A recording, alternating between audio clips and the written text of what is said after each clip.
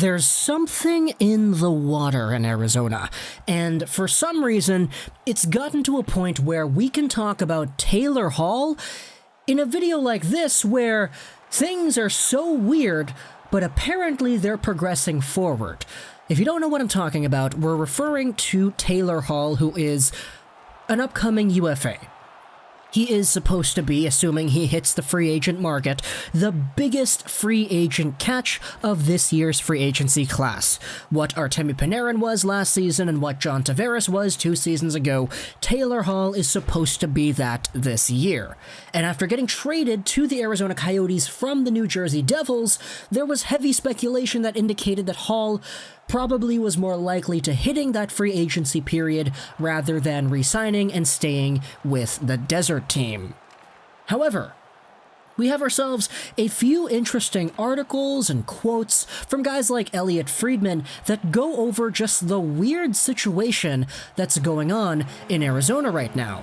Now, we'll start everything off here with a tweet from NHL_Watcher. This is an account that tweets out different quotes from different reputable NHL-related sources and pretty much just summarizes what they say on air, on podcasts, etc., and puts it in a written form.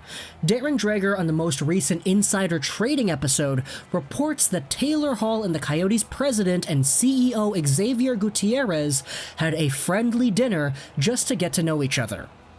It's believed that ownership was involved too. The interesting thing is that apparently the agents and John Chayka himself, the GM, were not there either. Darren Dreger believes Taylor Hall will be patient and take this contract negotiation to unrestricted free agency. From this, let's bounce around to this article from azcentral.com, talking about this exact dinner. An NHL source talking about how the Coyotes GM John Chayka was not invited to the team's meeting with Taylor Hall. The source in this article indicates that John Chayka was not only not invited, in fact, he didn't know about the meeting until at least a day later. Also at the meeting, the Arizona Coyotes made Taylor Hall a lowball offer. And I'm sitting here thinking about this like, okay, what are they doing? Why are they making offers? Why are they doing negotiations over dinner when the GM is not there and it's not confirmed whether or not the agents are there either? That does not sound proper. That sounds really colloquial for what would be a contract negotiation scenario, doesn't it? Let's read along a little bit further. John Chayka wasn't at the meeting. He wasn't the one who set it up, and he wasn't the one making the offer, the source said. The source, who is informing azcentral.com, notes that Gutierrez is now leading the negotiations for the Coyotes because Murillo views him as a deal maker. Then the next few lines of this article go over what exactly the parties involved that weren't at the dinner are saying about this. John Chayka said, "I'm not in a position to speak on the rumors. I'm focused on Nashville and the playoffs. Thanks." Through a spokesperson, the Arizona Coyotes as a team declined to make a formal comment. And Hall's agent himself, Darren Ferris, did not respond to any messages talking about this. So it appears to me that all the guys that would actually do the negotiating for a Taylor Hall contract extension, the agent and the GM, weren't actually there and they had no idea that this kind of thing was going on. It's never usually the CEO and the player himself directly negotiating a contract, and furthermore, these kind of things don't usually happen over dinner. So you may be thinking to yourself, okay, this is not good. This means that Taylor Hall, because he's trying to be coerced himself by executives who don't usually do the negotiating, it means he's going to leave, right? He's more likely to leave in this scenario? Well, that's what it actually may appear to be like, but according to Elliotte Friedman on 31 Thoughts, that may not be the case. Friedman says that he heard Taylor Hall likes Arizona. He likes Tocchet, he likes Chayka, he likes the way they go about things in the organization, and Tocchet is old school. Players really like him. John Chayka is new school. Players like his approach to sports science, especially in terms of recovery from injuries and treatments. A lot of players like his approach to that. But the most important thing to Hall is being on a team where he feels he can win. And that's something we have noted about on this YouTube channel too.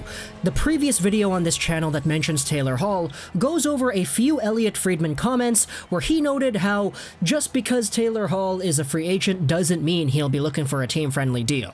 He could, potentially, because he's already got a lot of money and he's been in an environment of losing his entire career, leave a few extra dollars on the table so he can go sign with a cup contender. And that's something that we talked about a few weeks ago that got everybody kind of scared because, if Taylor Hall decides to take a team-friendly deal and go to a really good team already, like Colorado, then man, that's going to be scary.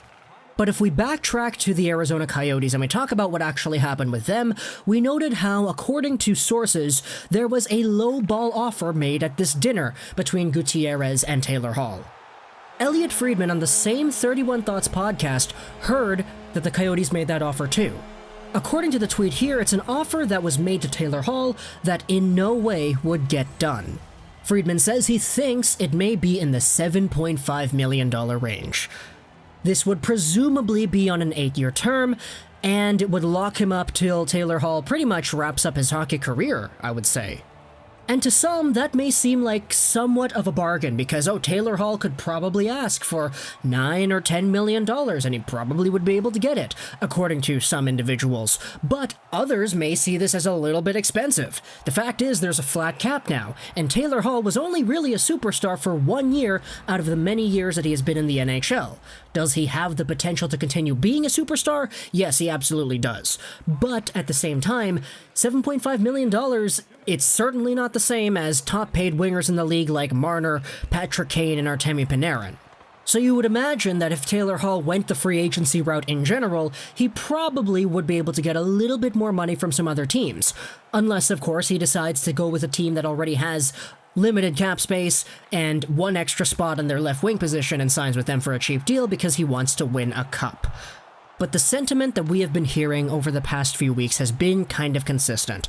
The fact is, according to sources, Taylor Hall would not want to resume contract talks until after the playoffs. And that's kind of what we've all been anticipating for these next few weeks here. Taylor Hall is going to play hockey, he's going to suit up for the Coyotes, he's going to do everything he can to help them beat the Predators, and if they win, okay, great, they go into the playoffs, they start playing some more games, they go further, etc. If they lose, then we may see the start of what would be the Taylor Hall contract negotiation saga.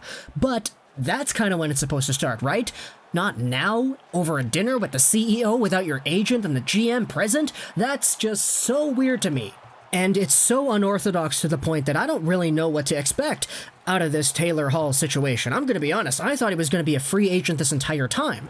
But now, we've got secret dinners and Elliotte Friedman saying that Hall likes the Coyotes, even though they're coming out with offers that he probably won't accept. I don't know, man. I really don't know. But if the common consensus before still stands true that Taylor Hall mostly would prefer going to a winning team rather than a cheap team that's got a lot of money to spend on him, I don't know if Arizona is that team.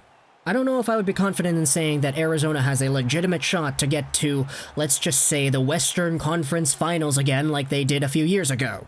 This is a different team, they have a different identity, they have a different path, and Taylor Hall is their best player. So if they can't at least break through and show something off in this play-in series against the Predators, I don't know what their chances would be at signing Taylor Hall long-term for 8 years once the season concludes. So that kind of concludes our video here on Taylor Hall today. Tell me what you think in the comments below. First off, about this weird dinner that they did. Without the agents, without the GM, where they started to negotiate contracts. Talk to me in the comments below what you think about how Elliotte Friedman is saying that despite all this weird stuff going on in the background, Taylor Hall is liking Arizona. And also talk to me about that $7.5 million price hit. Because sure, that's not cheap by any means, but for a guy like Taylor Hall, who could become a Hart caliber player once again if everything goes right under the right circumstances, that would be considered somewhat of a steal for only $7.5 million. But as Friedman reports, apparently it may not be enough to get the job done.